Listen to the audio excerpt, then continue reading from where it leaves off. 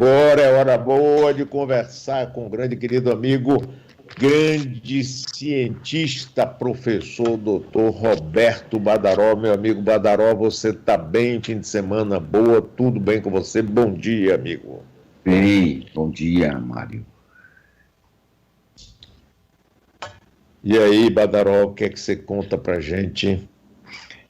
Hoje nós ficamos, né, Mário, de responder perguntas dos ouvintes, mas eu iniciaria dizendo que eu estou ficando muito preocupado com uma série de recomendações que têm sido feitas de forma abusiva, até eu diria, de medidas e medicações, suporte de vitaminas, e coisa que nos Estados Unidos está circulando muito e com objetivo único de lesar o consumidor.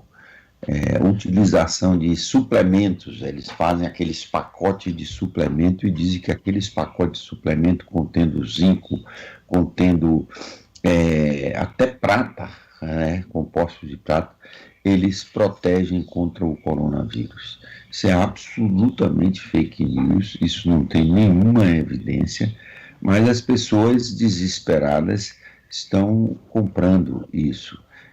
Até mesmo o que o próprio presidente Trump mencionou uma vez, a utilização de hipoclorito de sódio, que é perigosíssimo, gargarejo com hipoclorito de sódio, que é perigosíssimo e pode lesar o esôfago, né? E eles fazem isso, embora eles sugiram uma quantidade mínima, mas isso é um absurdo.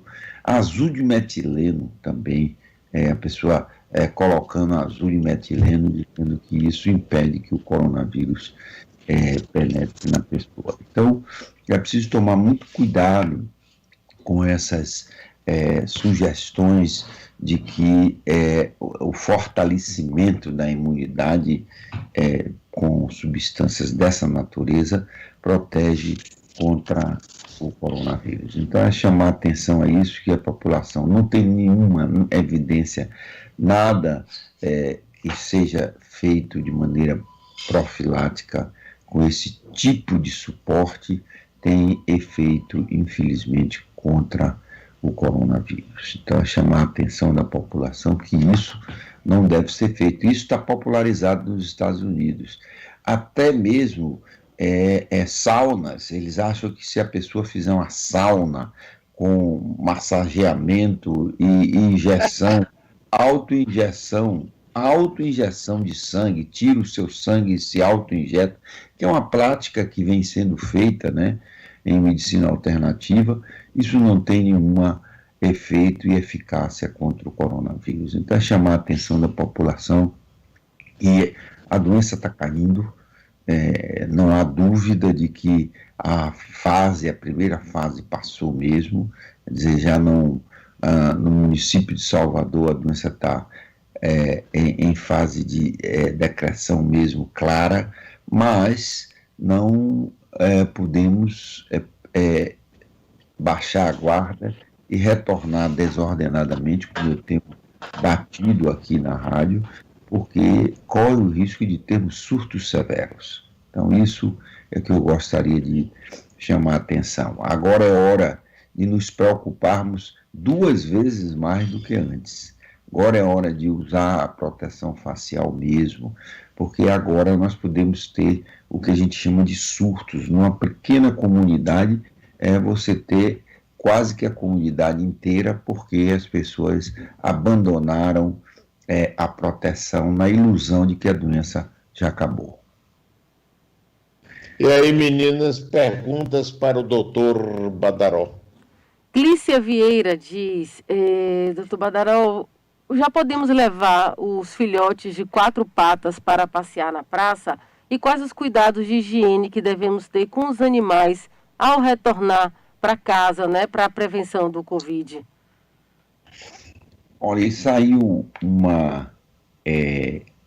um comentário e uma recomendação pelo FDA, inclusive, um dos especialistas e do CDC também, dizendo que no retorno à normalidade, né, à nova normalidade, as pessoas podem, com o distanciamento adequado, né, na verdade, se você está num distanciamento e para a rua, é recomendável que seja até de mais de 2 metros, né, quanto mais melhor, você pode sair com o seu animal. Inclusive, alguns teorizam que para aqueles que fazem corridas, que eles podem, se correndo numa distância das pessoas grande, elas podem correr sem a utilização da máscara, devido a não ter dificuldade respiratória pelo esforço físico. Isso não é uma medida errada, ele deve estar com a máscara no pescoço, mostrando que ele usa a máscara, mas no exercício físico ele poderá fazer isso sem estar com a máscara no rosto, desde que o distanciamento seja obedecido. Então ela pode levar as patinhas dela para passear, desde que mantenha o distanciamento. Doutor Badaró, a pergunta de Cristina. Meu filho único de 4 anos não brinca com outras crianças há 4 meses. Sinto ele ansioso. O melhor amigo teve Covid, a família toda teve em março. Eles podem brincar juntos? Olha, isso não há dificuldade nenhuma. A resposta é sim, eles podem brincar, porque a criança que teve o Covid já não está mais transmitindo e muito provavelmente essa criança está imune. Então a filha dela que não teve, não corre o risco de brincar com essa criança específica. E Marinês Muniz, doutor Badaró, o exame de endoscopia e colonoscopia nesta pandemia é muito perigoso? E pergunta o grau de contágio do coronavírus. Olha, a realização do exame não é perigoso. É perigoso para o endoscopista que vai fazer o exame, que ele deve estar completamente paramentado e protegido de alguém que possa estar contaminado e ele não saber. Agora, para quem vai fazer o exame, não. O aparelho é esterilizado, o médico estará com máscara, com roupa. Já falamos aqui algumas vezes de que o dia que você deve contar da quarentena para frente, esse dia é o dia que você fez o teste, para você ter absoluta segurança. Mas as pessoas dizem, não, mas eu comecei a ter os sintomas na semana passada e fiz o teste hoje, fiz o teste há 10 dias atrás, mas eu já tinha 5 dias, então 10 dias suficiente. Saiu a recomendação do CDC que a viremia mais elevada, a fase em que a pessoa transmite mais, é mesmo nos primeiros 5 dias, quando as pessoas nem têm sintomas. Então, na fase assintomática que as pessoas transmitem mais. E quando as pessoas estão com o sintoma, que aí percebe, vão fazer o diagnóstico, que aí já está 5 até 10 dias depois da contaminação, essas pessoas podem estar transmitindo. Então, o marco meu teste deu positivo hoje. De hoje até 14 dias é suficiente para nós termos certeza que a epidemia passou, de que ela não tem, quer dizer, a epidemia, quero dizer, a contaminação dessa pessoa passou.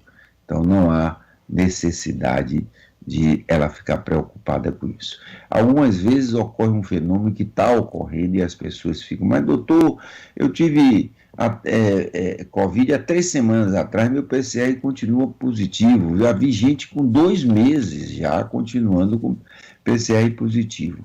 Está claro isso e tem já documentação que são restos, às vezes, do vírus, que eles não têm capacidade de infectar, que dá positivo. Então, você vai ver isso, Mário. pessoas que dizem, doutor, todo mundo disse que com 14 dias eu já não transmitia, mas eu já tenho quase um mês e fiz um novo PCR e está dando positivo. Qual é o significado disso? O significado disso é que muito provavelmente esse vírus não tem capacidade de transmissão como tem sido demonstrado. Reinfecção, isso não existe. As pessoas dizerem que estão reinfectados. Não existe, eu já falei isso aqui, já tem várias documentação. O que existe é essa persistência de positividade por restos virais. E a pessoa deve perguntar quantos ciclos foi necessário para fazer a termociclagem para dar esse resultado do RT-PCR positivo. Você vai ver que são mais de 30, 40, 50 ciclos, ou seja, não é vírus vivo que está ali. Então, eu recomendaria isso, que ela não fique com dificuldade se tem mais de um mês, não tem dificuldade nenhuma. É melhor parar de fazer o teste, isso é que é a melhor coisa. Roberto... Márcio Bacelar, Badaró diz aqui, bom dia, doutor Badaró. Temos alguma coisa, ele tentou falar com a gente na sexta-feira, mas não ficou claro. Temos alguma coisa do Imuno-TF que pedi na última sexta para os senhores comentarem? Você sabe o que é? Identificou, Badaró? Não identifiquei, procuro ele. Ele provavelmente são produtos que são preparados. Eu olhei, tem vários produtos que eles aí chamam ImunoTF, chama de várias coisas que faz estimulação da imunidade e protege o indivíduo. Acabei de falar, abri o programa dizendo que nenhuma dessas coisas tem importância alguma na proteção contra o coronavírus, nem sequer realmente de fortalecimento do sistema imunológico da pessoa. Roberto... E aí? Roberto Lantier diz, quem já teve tuberculose, doutor Badaró, faz parte do grupo de risco nesta pandemia? Parabéns pelo trabalho. Necessariamente não. A tuberculose, quando a pessoa é curada, né, com o tratamento, ela fica com todas as pessoas, 90% das pessoas fazem a primo-infecção, o que quer dizer, você adquire o bacilo da tuberculose, o Mycobacterium tuberculosis, ele faz uma replicação, mas seu organismo controla ele calcifica. Se você faz uma radiografia simples, a gente vê lá, diz, olha, isso aqui é a primo-infecção, quer dizer, a primeira infecção, o complexo, as pessoas nem lembram.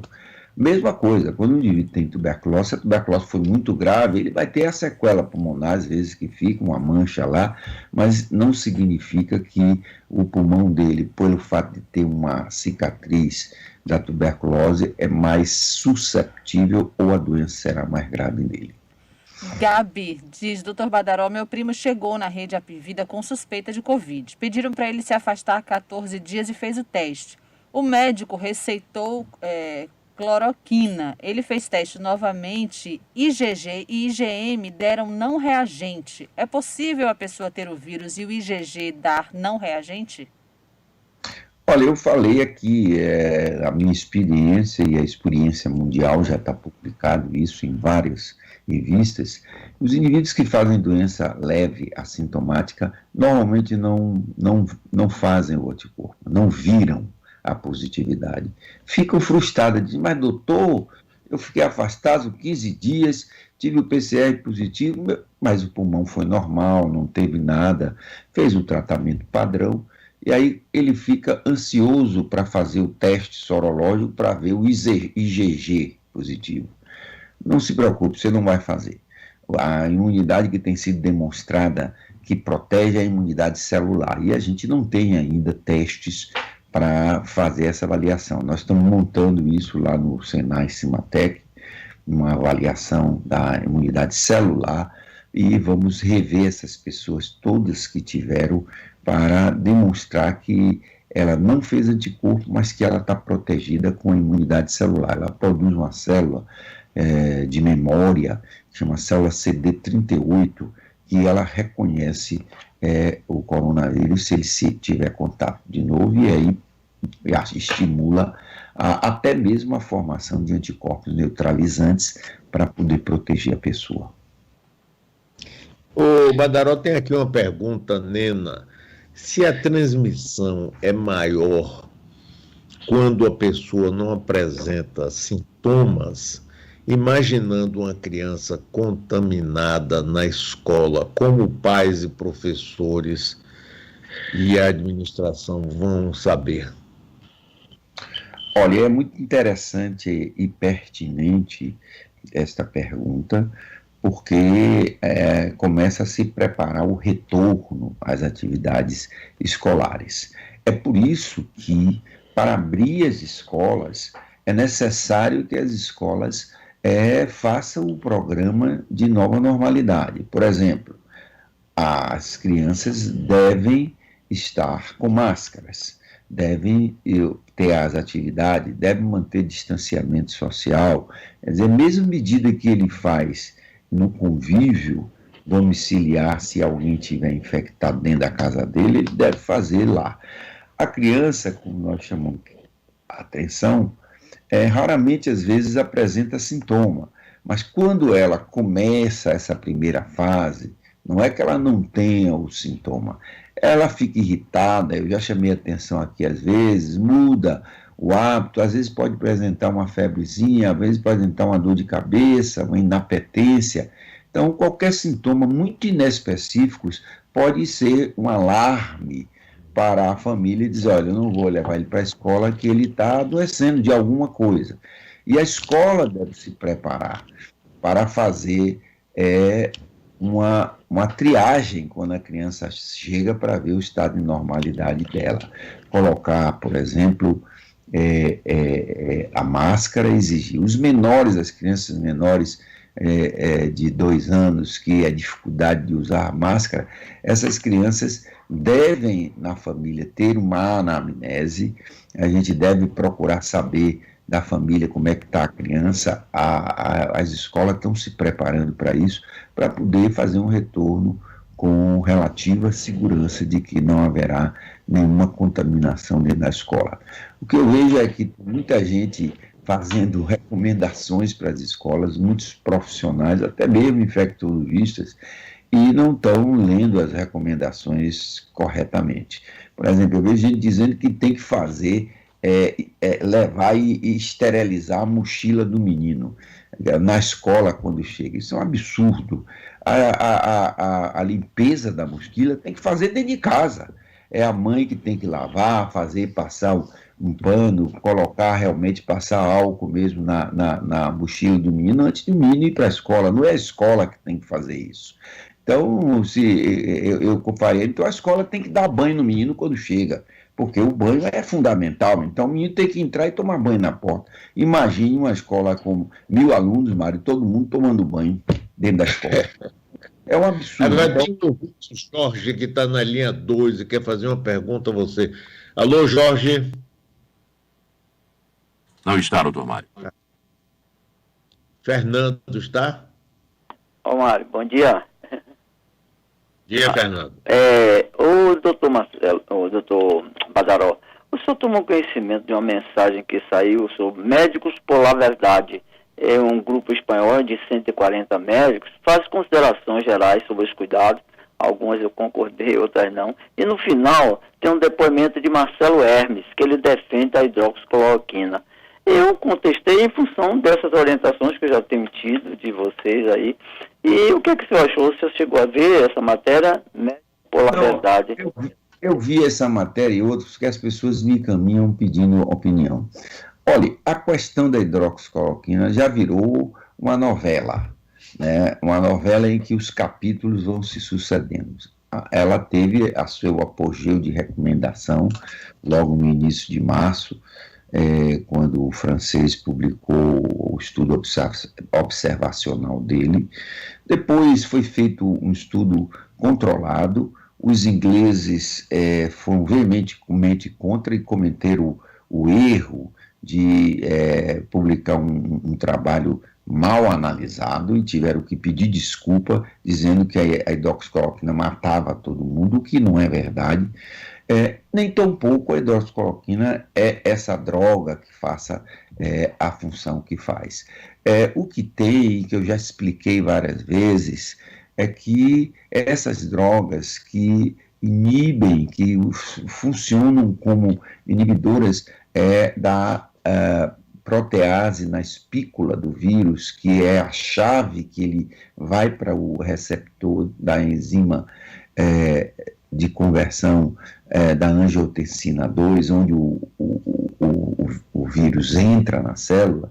Algumas dessas drogas bloqueiam, umas mais eficazes do que a outra. A hidroxicloroquina faz isso mesmo, mas ficou em descrédito por causa dessa polêmica, e muitas pessoas deixaram de usar. Eu, pessoalmente, também deixei de usar, porque tem outras alternativas para fazer isso, então eu não uso a hidroxicloroquina. Mas a hidroxicloroquina não é essa droga eficaz, nem tampouco é essa droga maléfica que as pessoas estão colocando. Então é melhor a pessoa seguir a recomendação do seu médico. Muito bem, querido doutor Roberto Badaró, muito obrigado. Amanhã, neste mesmo bate-canal, nessa mesma hora, a gente se encontra. Um abração e muitíssimo obrigado, Badaró. Um abraço grande, Mário. Como sempre, eu acho que a Rádio Metrópole está fazendo um grande serviço informando as pessoas, porque agora é hora mesmo das pessoas terem dúvidas, agora é hora de quando as pessoas retornam, saber o que é certo, o que é errado, qual é o comportamento. E um local onde a gente possa fazer a recomendação e tirar as dúvidas é fundamental. Eu aqui, olha a máscara que eu estou usando agora, Mário. Preste atenção aqui. Cadê?